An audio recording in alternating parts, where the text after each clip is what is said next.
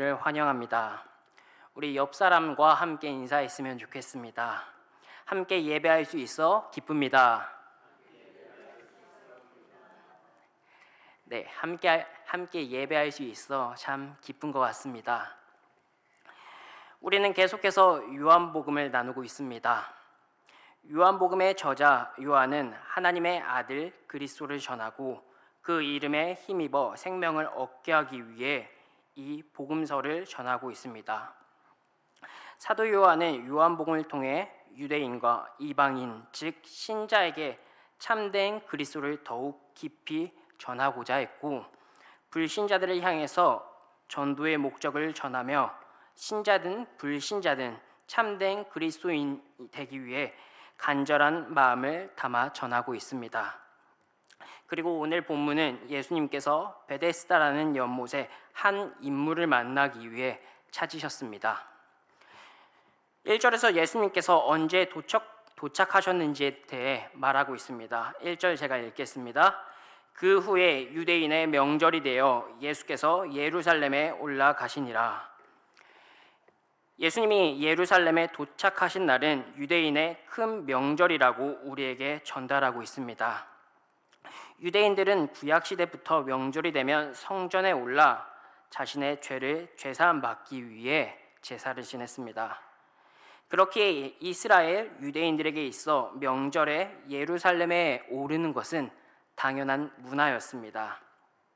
우리에게도 명절이라 하면 설, 추석이 있듯이 이들에겐 유월절, 오순절, 초막절 3대 절기가 있습니다. 오늘 본문에서 말하는 명절은 오순절이 아닐까 추측하고 있습니다. 이때 예수님은 성전에 오르셨다 합니다. 그런데 주님이 발길을 옮긴 곳은 사람들이 자주 가지 않는 곳이었습니다. 이곳의 이름은 베데스다라는 연못이었습니다. 이 연못은 성전에서 멀지 않은 곳에 위치해 있었으며 특별히 성전에서 제사를 지낼 때 양들을 몰고 들어가는 양문 인근에 위치해 있었다고 합니다. 또 베데스다 연못에 멀지 않은 곳에는 시장이 있었습니다. 이 시장은 성전에서 제사를 드리는 사람들이 양이나 소를 사는 장소였습니다. 그렇게 항상 사람들이 붐빌 수밖에 없는 곳이 지금 이 베다스 연못이었습니다. 그런데 어떤 이들은 성전에서 제사를 드리는 사람들이 양을 깨끗하게 씻기 위해 베다스다라는 연못을 만들었다라고 하는 추측까지 있습니다. 이것이 사실인지 아닌지는 알 수 없습니다. 당시 베다스다 연못을 두고 사람들에겐 이상한 소문이 퍼져 있습니다. 3절 4절 말씀입니다. 3절 4절 말씀입니다. 그 안에 많은 병자, 맹인, 다리 저는 사람, 혈기 마른 사람들이 누워 물의 움직임을 기다리니 이는 천사가 가끔 못에 내려와 물을 움직이게 하는데 움직인 후에 먼저 들어가는 자는 어떤 병에 걸렸든지 낫게 되밀어라.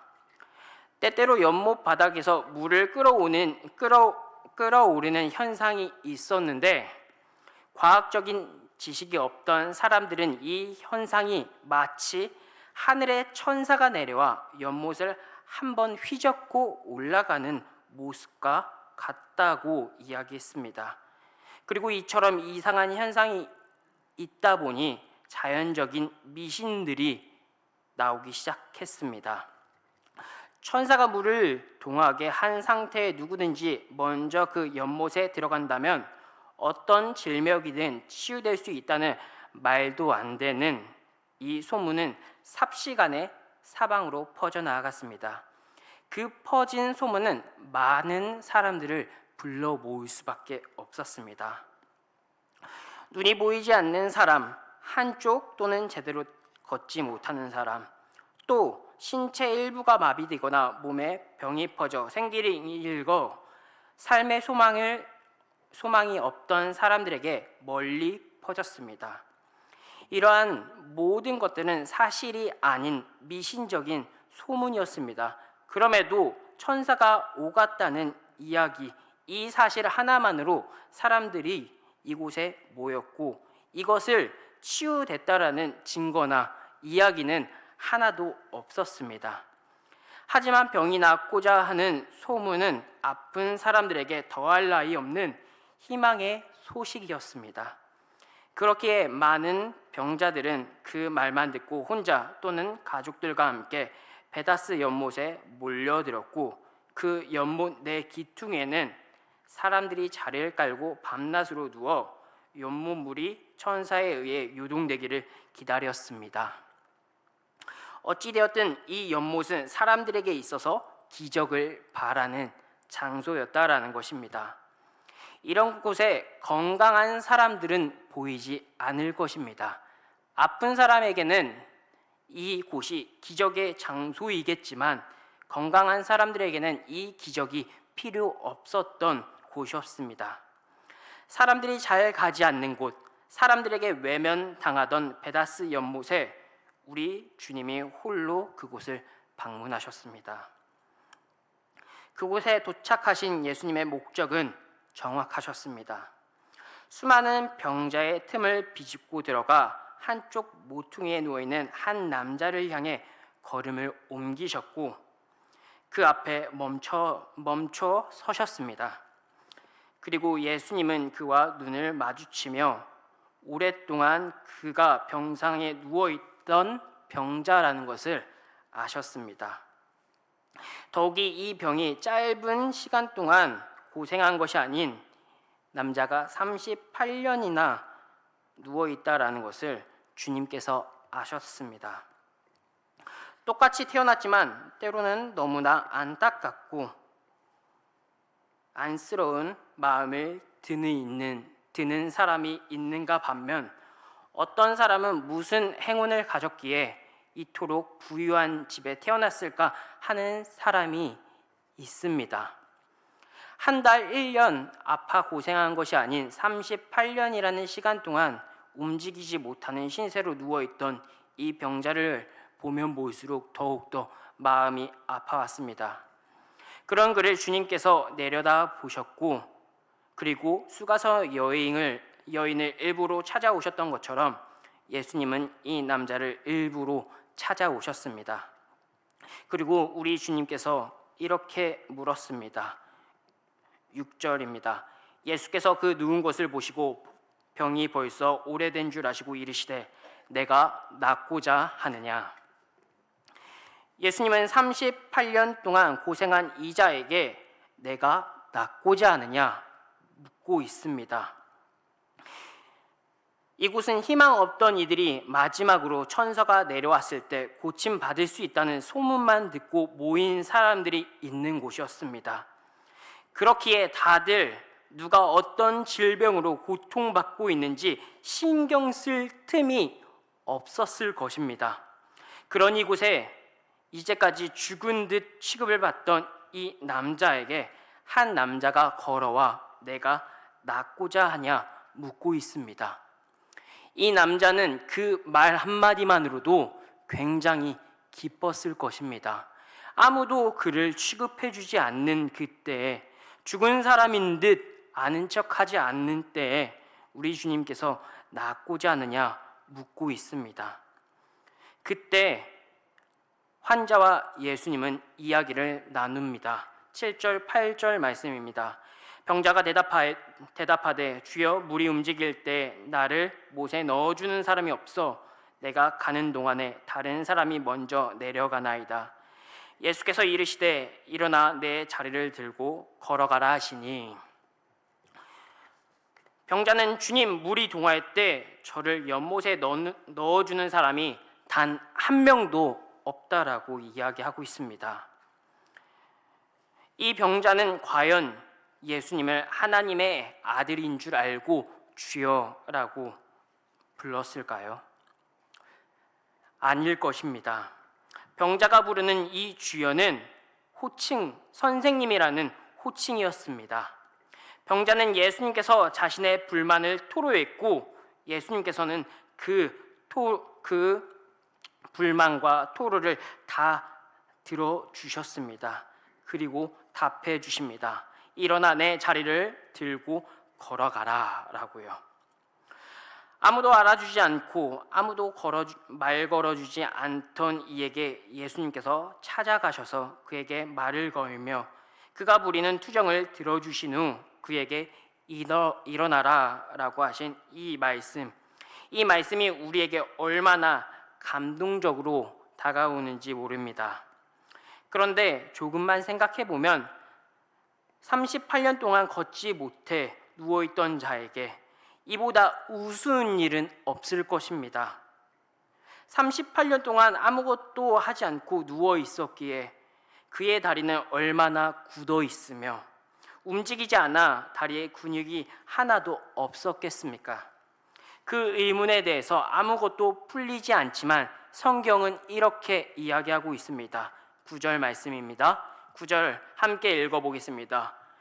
그 사람이 곧 나아서 자리를 들고 걸어가니라. 이날은 안식일이니 그 병자는 그 자리에 모든 것을 훌훌 털어버리고 오직 하나님께서 주시는 은혜로 그 자리에서 걸어 나아갔다라고 이야기합니다.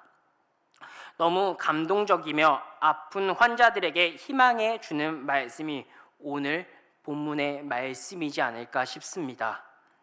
그런데 중요한 것은 오늘 본문을 읽으며 성도님들과 나누길 원하는 것은 병자들을 치유를 위해서가 아닌 우리 구원을 베푸시는 하나님의 아들을 함께 전하고 싶다라는 말씀을 함께 나눕니다.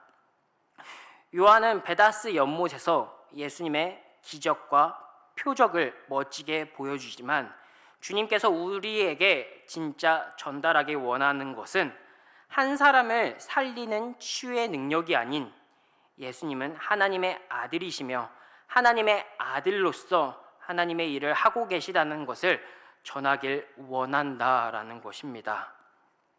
물론 치유도 중요할 수 있지만 그런데 우리는 이보다 더 중요하고 집중해야 할 것은 하나님의 아들 그리스도가 육신의 몸을 입고 생명을 전하고 있다는 사실을 우리는 마음에 새겨야 합니다. 오늘 주님은 누워있는 자를 걷게 하심으로 치유하시고 구원을 베푸시지만 우리는 이적을 행하는 이 날을 주목해야 합니다. 9절 하반절에 이렇게 이야기합니다. 이 날은 안식일이니 오늘 주님이 베푸신 기적은 일반적인 날이 아닌 주 5일이 아닌 안식하는 안식일이라고 말합니다. 이것은 유대인들에게 굉장히 중요한 의미를 갖는 날입니다. 이 나라 이스라엘은 안식일 날 일을 하지 못합니다. 하나님께서 안식일에 일하지 말라고 했던 이 말씀을 오해해 병자를 고치는 일도 그렇게 죽어가는 사람을 살리는 이 일을 노동으로 모아 사람을 살리지 못하는 나라가 이 나라였습니다. 그렇지만 주님은 안식일에 이적을 행하셨습니다. 예수님은 병자에게 찾아오셨고 그에게 일어나 내 상을 들고 걸어가라고 말씀하셨습니다. 그렇게 치유하셨습니다. 주님은 이 영혼이 나을 수만 있다면, 이 영혼이 구원받을 수만 있다면 수모와 핍박, 죽음까지 각오하며 일어나 걸으라 라고 말하고 있습니다. 38년 동안 걷지 못한 이 병자를 고친 이유도 여기 있습니다. 우리는 이 말씀을 기억하며 하나님의 아들의 영광을 바라보며 하나님의 아들을 기억해야 합니다. 베데스다 병자를 찾아오신 예수님께서 하나님의 아들 되심을 보여주셨습니다. 그리고 그 자는 예수님이 하나님의 아들의 영광을 보았고 경험했다라고 이야기합니다. 사랑하는 성도님들, 우리도 그 영광을 보고 또 느껴야 합니다. 구약시대부터 신약까지 성경에서 그 영광을 본 이들은 동일하게 경배했습니다. 모세는 자신의 신발을 벗었고 엘리야는 얼굴을 가리고 무릎을 꿇고 땅에 엎드렸습니다. 세례 요한은 예수님을 바라보며 보라, 세상 죄를 지고 가는 하나님의 어린 양이라 라고 소리쳤습니다. 각자가 반응은 다 달랐지만 결국 모두 하나님의 아들의 아들임을 보고 느끼며 믿었습니다. 그리고 하나님의 아들로 베데스다에 찾아오신 예수님은 오늘 예배드리는 우리에게도 찾아오십니다.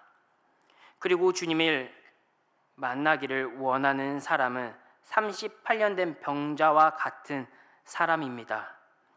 38년 된 병자는 예수님을 하나님의 아들로 보지 않고 못했던 자입니다. 그렇지만 예수님은 그에게 찾아오셨습니다. 그리고 그 주님이 38년 된 병자에게 찾아오신 것이 아닙니다. 예수를 믿고 신앙생활을 하며 인생의 무거운 짐을 지고 일어날 힘이 없어 좌절을 맛보는 자들에게 주님은 찾아와 주십니다. 만약 무거운 짐을 지고 계신 분들은 인생의 좌절을 경험하고 계신 분들이라면 오늘 이 자리에 오신 예수 그리스도 하나님의 아들 그분을 만나시길 주님의 이름으로 소망합니다.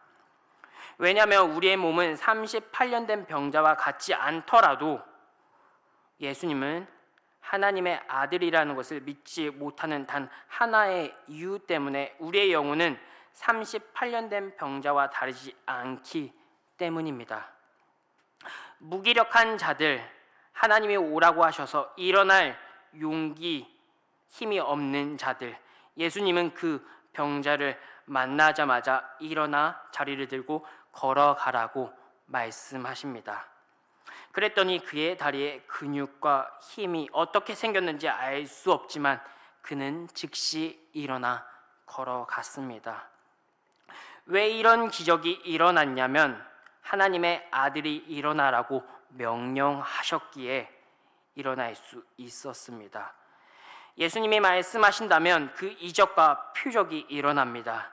그리고 그런 하나님의 아들이 24절에 기록된 말씀을 하시며 믿으라고 강력하게 전하고 있습니다. 24절 제가 읽겠습니다. 내가 진실로 진실로 너에게 이르노니 내 말을 듣고 또 나 보내신 이를 믿는 자는 영생을 얻었고 심판에 이르지 아니하나니 사망에서 생명으로 옮겼느니라. 성도님들, 주님께서 내 말을 듣고 나를 보내신 이를 믿는 자는 영생을 얻었고 사망에서 생명으로 옮겨졌으며 심판에 이르지 않는다고 말씀하십니다. 그러므로 하나님의 아들을 믿으라고 강력하게 전하고 있습니다. 이 말씀을 순종하면 우리에게 기적이 일어나며 우리의 영혼이 어떤 상태에 놓여 있든 예수 그리스도를 믿는 순간 우리의 영혼에는 새로운 생명으로 살아난다고 말합니다. 본문을 읽으며 하나의 의문점에 대해서 나누고 말씀을 정리할까 합니다. 이곳은 베데스다 연못이며 질병으로 고통받는 이들이 굉장히 많이 있던 곳이었습니다. 그런데 예수님은 이 38년 된 병자만 주목하셨고 치유해 주셨습니다. 왜 이 사람만 치유해 주셨을까요? 왜 예수님은 많은 사람 중에 그만 주목하셨을까요? 우리는 여기서 예수님이 왜 이곳에 오셨는지 그 목적을 바로 알아야 합니다. 예수님은 단순히 38년 된 병자를 치유하기 위해 치유의 목적으로 이곳에 오신 것이 아닙니다. 예수님은 하나님의 아들이심을 보이기 위해 이곳에 오셨다라는 것입니다.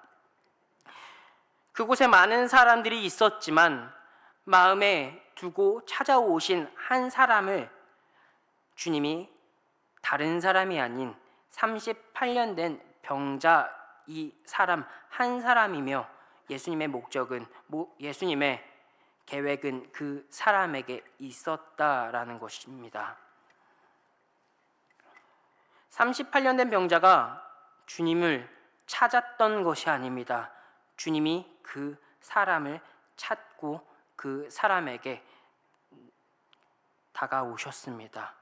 이것이야말로 복음이며 은혜라는 것입니다. 이 세상은 예수 그리스도가 필요한 자들이 너무나도 많다라는 것이죠. 저에게도 6살 된 그리고 4살 된 조카가 있습니다. 4살 된 아기가 형이 갖고 놀던 장난감이 너무 갖고 싶었지만 형이 주지 않을 때 무조건 떼쓰고 웁니다. 부모님께서는 이 아이가 왜 우는지 모르고 그냥 아이가 오직 형이 뺏었다라고 하는 그 이유 하나만으로 형을 다그칩니다. 그렇다면 우리는 이곳에서 이 어린아이가 그럴 수 있지라는 시선으로 그 아이를 바라봐서는 안 됩니다. 우리가 바라봐야 할 이 시선은 어린아이도 결국 죄인이라는 인식과 시선으로 바라볼 필요가 있다라는 것이죠. 나이가 많든 적든 다 상관없이 모든 이들에게 예수 그리스도의 복음, 은혜가 필요합니다. 예수님께서 38년 된 병자를 찾아오신 이유는 오직 하나님의 은혜요, 복음이었다라는 것이죠. 그곳에 많은 사람들이 있었지만 그에게 찾아오신 사건을 통해 하나님의 아들 예수 그리스도께서 아무도 알아주지 않고 주목받지 못하는 곳에 친히 찾아오셔서 그를 만나 주셨습니다. 그에게 구원을 베푸셨습니다. 오늘 이 사건을 통해 예수님께서 오늘 이 시간 주님이 필요한 자들, 스스로 일어설 힘없고 좌절해 있는 이들에게 손 내미시며 그들에게 구원을 베푼다라는 것을 우리 마음 가운데 깊이 새기며 나아가는 우리 사랑하는 서울림교회 모든 성도님들 되길 주님의 이름으로 소망합니다. 말씀을 정리하려 합니다. 예수님께서 베세다 연못에 38년 된 병자를 이미 아셨고 그를 찾아가 안식일에 기적을 베푸셨습니다. 이 사건을 통해 예수님은 당시의 문화에 안식일에 일했기에 죽을 수도 있음에도 불구하고 죽음을 각오하고 그를 구원하셨습니다. 성도님들, 우리 주님은 아무도 알아주지 않는 그곳에 그를 알아주셨고 그에게 말 걸어주시며 그에게 일어나라고 하십니다. 하나님의 아들이심을 보여주신다라는 것입니다. 우리는 그 하나님의 아들을 믿고 모든 순간 예수님의 놀라운 구원을 경험해 나아가는 모든 성도님들이 되길 주님의 이름으로 소망합니다. 함께 기도하겠습니다. 사랑과 은혜가 많으신 주님 참으로 감사합니다. 오늘 함께 요한복음의 말씀을 나누었습니다. 주님, 요한복음에 주님께서 베데스다 연못에서 아무도 알아주지 않는 그를 아셨고 그에게 찾아가 그에게 구원을 베푸셨습니다. 그 일은 그에게 꼭 필요한 일이 아닌 기적을 치유의 목적이 아닌 모든 사람에게 하나님의 사람에게 구원을 베푸겠다라고 하는 계획을 주께서 보여주셨습니다. 주님, 그 계획 가운데 좌절하고 낙망해 있고 아무것도 아니라고 힘들어하는 그들 가운데 주님께서 오늘 나에게 찾아오시겠다라고 하는 믿음을 갖고 우리가 함께 주님의 날까지 서 있을 수 있는 힘과 능력을 주께서 베푸시옵소서. 감사합니다. 사랑합니다. 예수님의 이름으로 기도드렸습니다. 아멘.